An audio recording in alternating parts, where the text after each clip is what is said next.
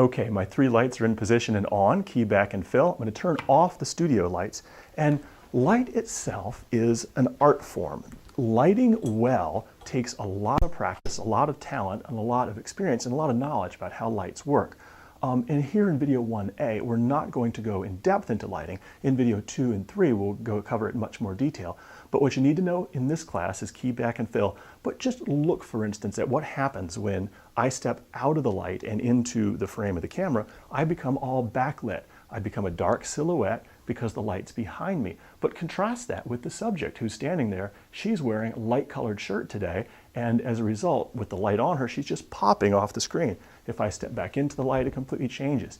You might have also noticed when I turned off the overhead lights, it completely changed the balance of light in the classroom. In fact, human beings don't look good lit from above. We have these overhead lights in so many of our buildings, but we have skulls that have recessed eyes, and as a result, overhead light puts a shadow down under our eyes. Doesn't make us look good. Light from below, not so much either. And that's why here in a studio environment, we want to control the lights by having them either suspended from the ceiling or on a tripod where we can move them around and adjust them and change their intensity by moving them back away from the subject or closer to the subject. Another important thing to keep in mind about subjects and light is that, well, in order to cover this one, we have to put on our light designer hats. So we've all got to be light designers for a moment. We've stepped out of our normal frame of reference, our normal life, and now we're light designers. Are you ready? You a light designer with me? Okay, here we go. Human beings have different skin colors.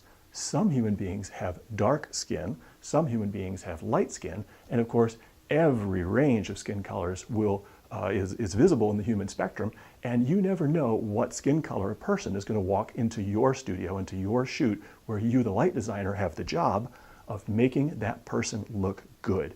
A light designer takes any person, no matter what color they are, no matter what color their clothing is, and you want to make them look fantastic on camera. And that's where the artistry of light design comes in. And the first thing you've got to notice is what color is their skin? Not just, are they black or white? That's way too simple. And in fact, the people who we call black aren't really black if you look at their color. And the people who we call white aren't actually white, they're pink. But aside from all that, your job as a light designer is to take the color of their skin, and even more challenging, the color of their clothes, and make that look good on camera. In particular circumstances, you might have a really challenging problem. Someone with dark skin might be wearing a light shirt, or someone with light skin might be wearing a dark shirt. In those cases, especially here in video 1A, it's more important to get their skin to look good. If their shirt is overexposed or underexposed, that's fine as long as their face looks good. So what are we working with today? Well, Ms. Giger has got particularly light skin, and she's wearing a cream-colored blouse today. She's thrown us a little challenge with that scarf, creating some contrast and the darkness right there. Our job is to make her skin look as good as possible, and if her blouse also looks good, then that is a bonus. So meet me at the viewfinder so we can talk about how to adjust the light specifically for Ms. Giger.